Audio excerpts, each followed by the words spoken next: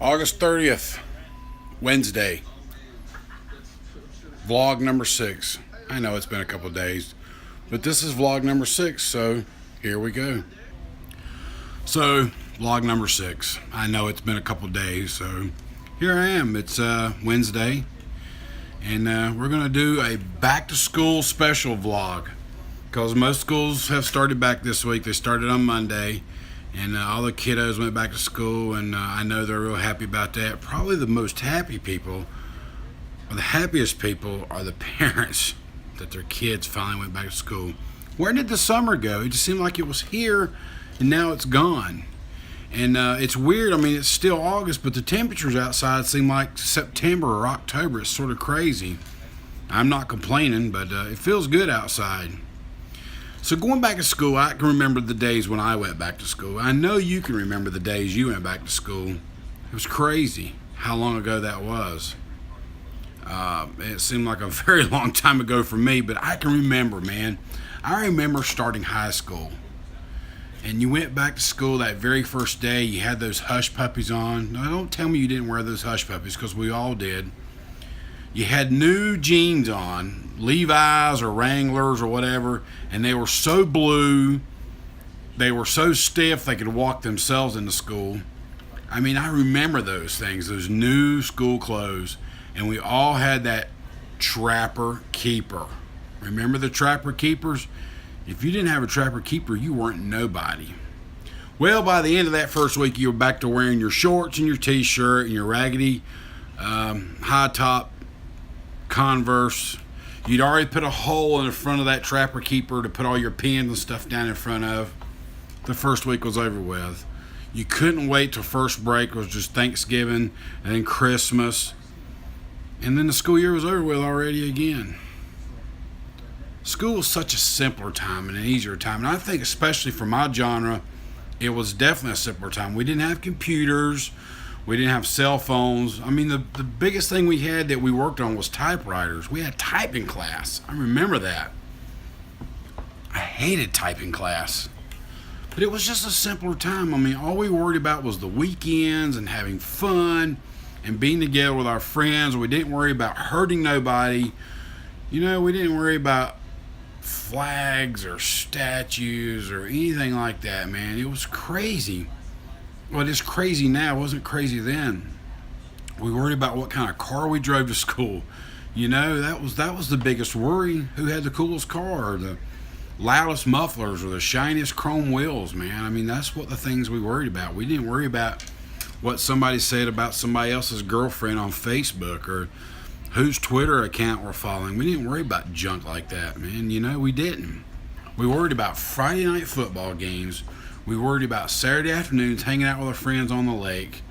You know, we worried about Sunday mornings church, and Sunday afternoons going to the grandma's house and eating some good fried chicken and drinking lemonade / mixed tea. Those are things we worried about. We don't do that anymore. How many people actually sit down at their dinner table with their family and eat together as a family at the dinner table together? I bet very many people don't do that. That's stuff we're missing out on now, you know?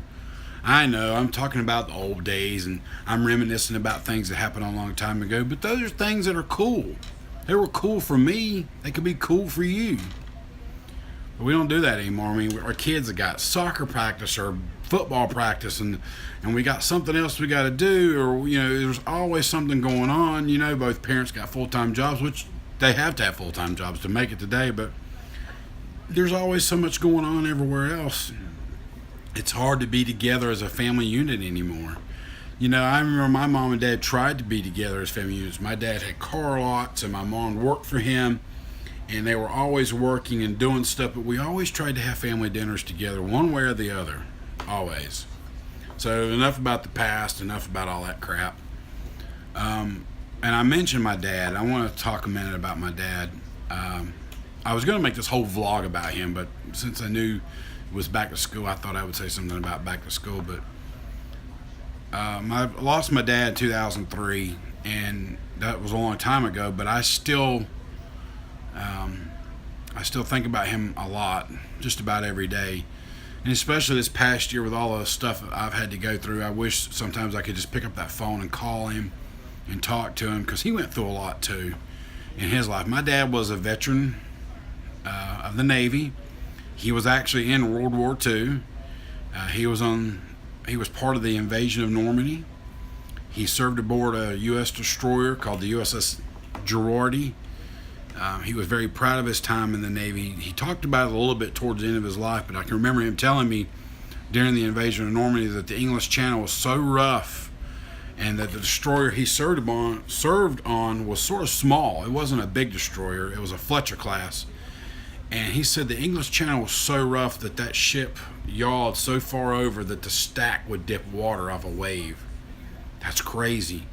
But I can remember him talking about stuff like that, and but he was so proud to serve his country and serve in the Navy. And when people talk about heroes, my dad was definitely my hero. He still is my hero, even though he's not here. But there'll never be another dad. There'll never be another dad like mine. And if you've lost a parent, you know how I feel. When you lose one. I mean, my mom's still with us, and she's doing great. She just came through a lot of stuff, and she's doing really good. So I'm really happy about that. But I do miss my dad a lot. Like I say, going through these times right now, I wish I could just, like I say, pick up the phone and call him. I'll tell you a real quick story before I end this vlog about my dad. In 2001, September 11, 2001, when the U.S. was attacked by terrorists, it was a chaotic day. It was a very chaotic day, and I can remember being at work and everything going on. Everybody was talking about it and stuff. And then when I left work, I went to my dad's house because I was kind of worried about him. And I knew he'd be watching the news. I knew he'd be all into this like everybody was.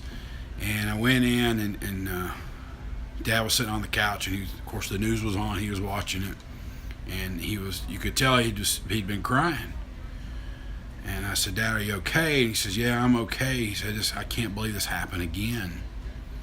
And I kind of sat there a minute. I said, "What do you mean again?" He said, "Well," he said, "this is the way it was when we learned of Pearl Harbor being attacked by the Japanese." He said, "It's the same thing." He said, "Of course, we didn't have the news that we watch now and the TVs in. It was several hours after the initial attack on that Sunday morning that we learned about it.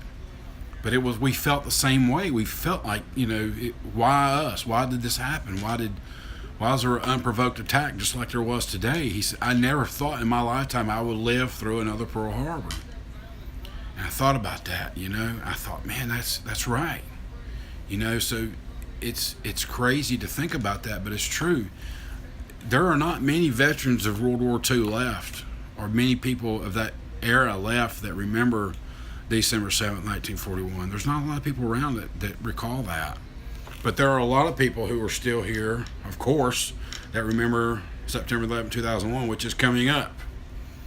And I just remember my dad thinking, I never thought I would live through another one to see another one like that.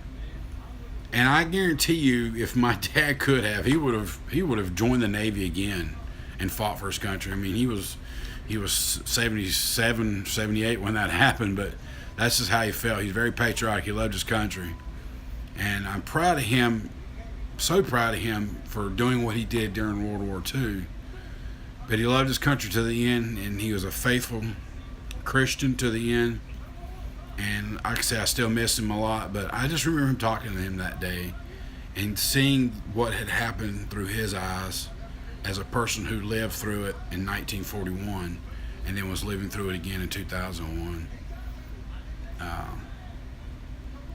It was a little bit surreal. My dad was a great man, and I love him, still love him. I know where he's at. He's looking down on me, and he gets me through a lot of stuff when I'm having bad days. But anyway, enough of that. Just remembering going back to school. I'm remembering my dad.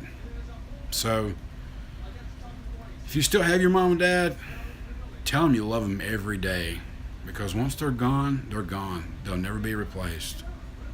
In fact, just tell anybody you love them. That's the thing. That's what we need more of. All this hatred, all this bickering. But anyhow, just tell somebody you love them. Remember, those kiddos are going back to school. If you haven't seen it on the news or read it in the paper, be careful. because there's more traffic in the mornings, there's more traffic in the afternoons, there's buses on the road, there's kiddos staying at the bus stops. Just be aware of that. You guys have a good day. I think tomorrow, maybe Friday, I think I'm going to do it Friday. We're going to do a cooking demonstration. I've been trying to think of what I wanted to do, something easy. So that's what we're going to do. Love you guys. I'll see you later.